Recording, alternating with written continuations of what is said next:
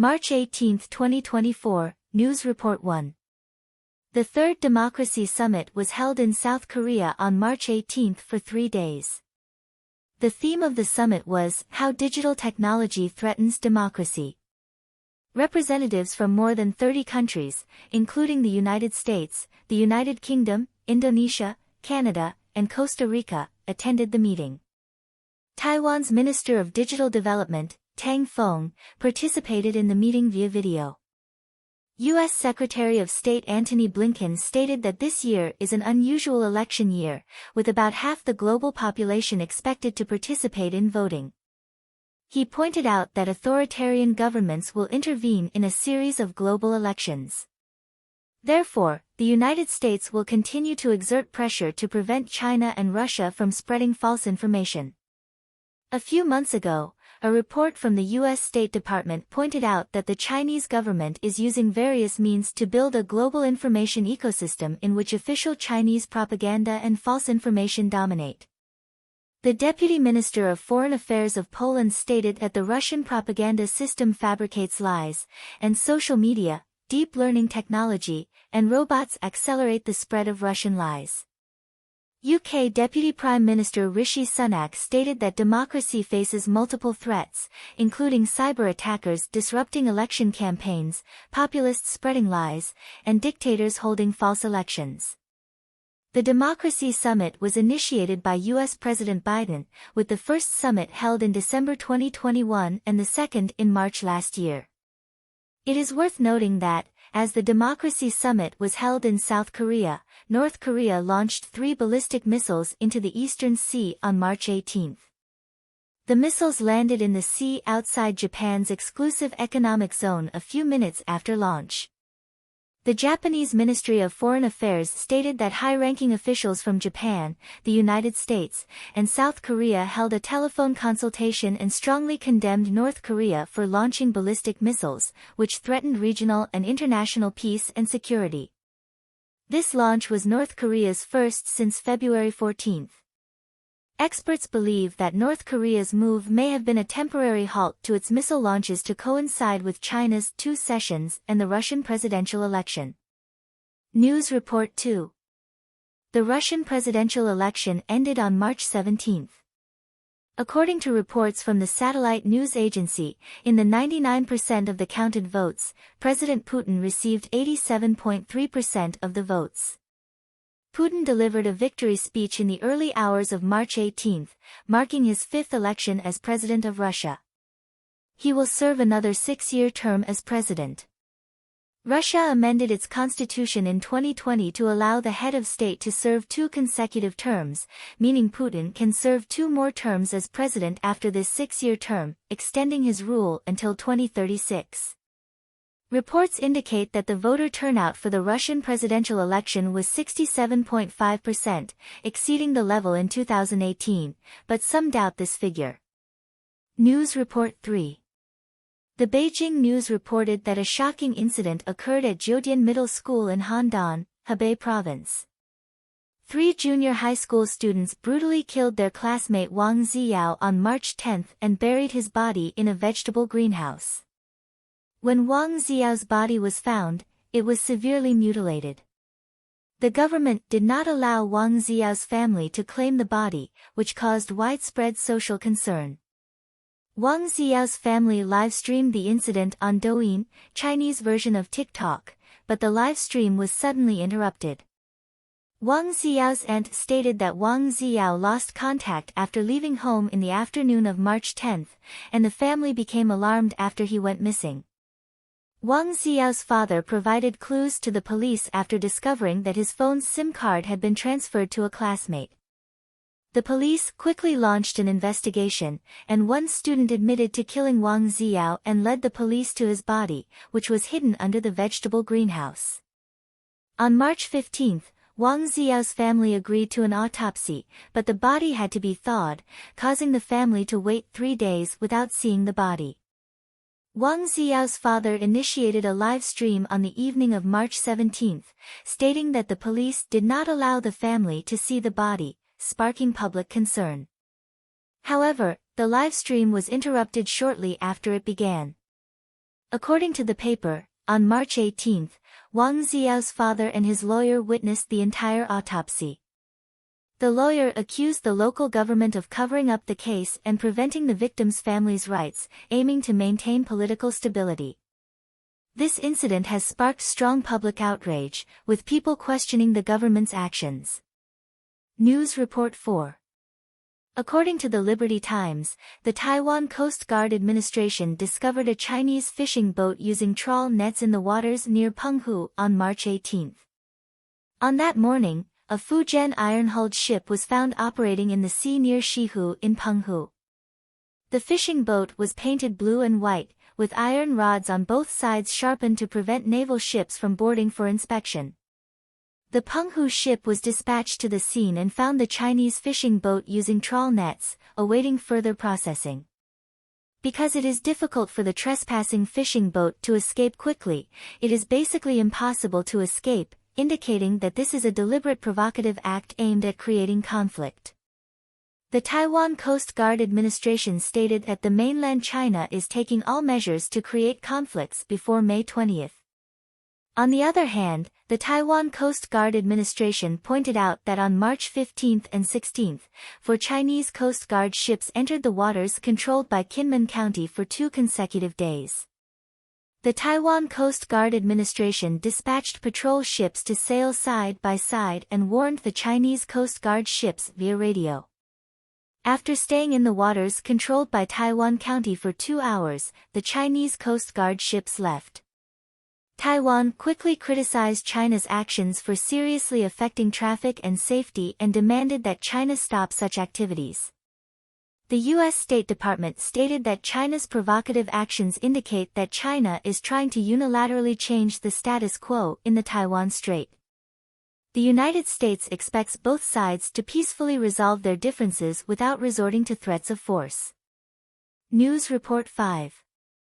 The Chinese embassy in Singapore issued a statement on its WeChat official account on March 18, reminding Chinese citizens traveling to Singapore to stay away from gambling. The article pointed out that Singapore has legal casinos, and the Chinese embassy in Singapore has no jurisdiction over these casinos, nor can it demand that Chinese citizens who have already left the country refrain from gambling. Such behavior is considered interference in Singapore's internal affairs. The Chinese embassy in Singapore stated that Chinese law strictly prohibits gambling, and the criminal law classifies cross-border gambling as a crime. China will severely crack down on illegal cross-border gambling activities. Even if gambling activities are legally operated overseas, they may still violate the law and will be held accountable according to law. The practice of classifying cross-border gambling as a crime itself constitutes a violation of the sovereignty of other countries. News Report 6. Former U.S. Vice President Pence stated in an interview with Fox News on March 17 that he would not support former President Trump in the presidential election. This statement was described by the U.S. media as a bombshell and caused shock. Pence said, "I cannot violate my conscience to support Trump in this election." He pointed out that Trump's political goals are contradictory to conservative principles. Pence criticized Trump for abandoning his commitment to national debt, avoiding the insistence on the sanctity of life, no longer taking a tough stance on China, and not requiring the government to forcibly sell TikTok. Pence, an evangelical Christian, is considered far-right in the political spectrum. In the 2016 presidential election, Pence played an important role as Trump's running mate. However, Pence did not support Trump's attempts to overturn the election results, leading to a rift between them. Trump has attacked Pence on social media several times. Now, Pence has decided to publicly state his position and distance himself from Trump. News Report 7. French President Macron reiterated in an interview with the French newspaper Le Parisien on March 15 that the West may need to take ground action in Ukraine under certain circumstances. This is his second statement since February this year that he does not rule out sending ground troops to Ukraine. On March 14, Macron said in a live broadcast on national television that the option of sending troops could not be ruled out, but emphasized that this plan is not yet on the agenda. Macron did not retract his previous statement about sending troops in a series of statements, indicating that his statement was carefully considered. This also implies a significant change in France's position in the Ukraine war. News Report 8. Reuters reported that U.S. intelligence agencies are building a spy satellite network, with U.S. space exploration technology company SpaceX responsible for launching satellites. SpaceX signed an $1.8 billion contract with the U.S. National Reconnaissance Office in 2021 to launch satellites. The spy satellite network will consist of hundreds of satellites with powerful Earth imaging capabilities, operating in clusters in low orbit. These satellites can track ground targets and provide image and data support to U.S. intelligence and military agencies. This spy satellite network provides the U.S. government with the ability to quickly acquire ground images globally, providing important support for intelligence and military operations. On the other hand, China has been studying how the Ukrainian army uses SpaceX's Starlink network in war for the past 1 or 2 years, and plans to establish its own low-orbit Starlink network.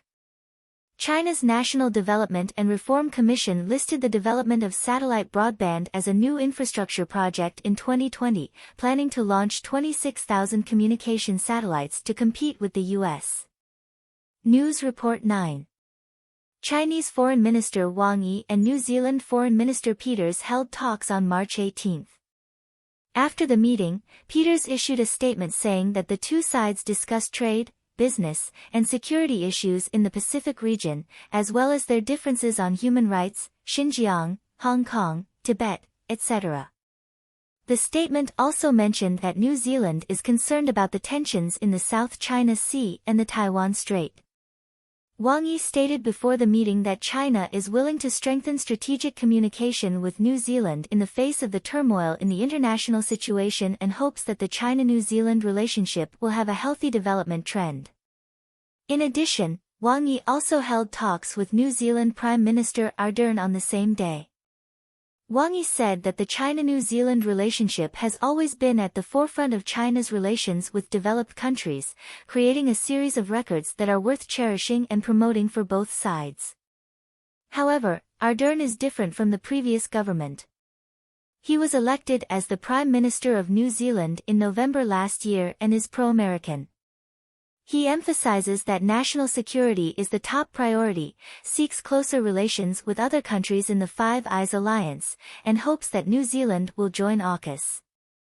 China is New Zealand's largest trading partner, with bilateral trade reaching $25 billion in 2020.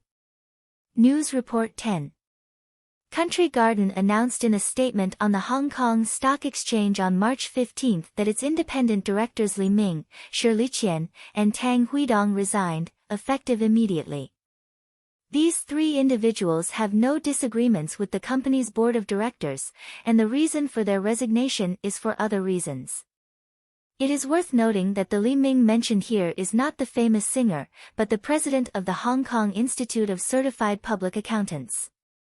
Tang Huidong was a lawyer in Hong Kong, and Shirley Qian was a former member of the Legislative Council and has served as a director of many listed companies. Country Garden subsequently appointed 3 new non-executive directors, Han Qin-chun, Wang Zhijian, and Tuachuo, with Tuachuo being the vice president of Guizhou Baoyun Group. These changes in directors may indicate that Country Garden is facing some challenges. News Report 11. The Chaoyang branch of the Beijing Public Security Bureau issued a notice on March 16 announcing that criminal coercive measures have been taken against senior executives of the China Zhiye Enterprise Group to recover embezzled funds. The police requested that the senior executives of China Zhiye Group actively cooperate with the investigation and voluntarily return the illegal gains. It is reported that China Zhiye Group has a debt of up to $64 billion and applied for bankruptcy and was accepted by the court in January this year. In November last year, the Chaoyang branch of the Beijing Public Security Bureau initiated an investigation into China Zhiye Group and took coercive measures against several senior executives. The founder of the group, Xie Zhikuan, passed away in 2021, and several of his relatives currently serve as senior executives of the company. In November last year, China's Zhiye Group experienced a debt crisis, with debts amounting to $460 billion and total assets of only $200 billion. In China, if a company encounters operational difficulties, the police may intervene in the investigation.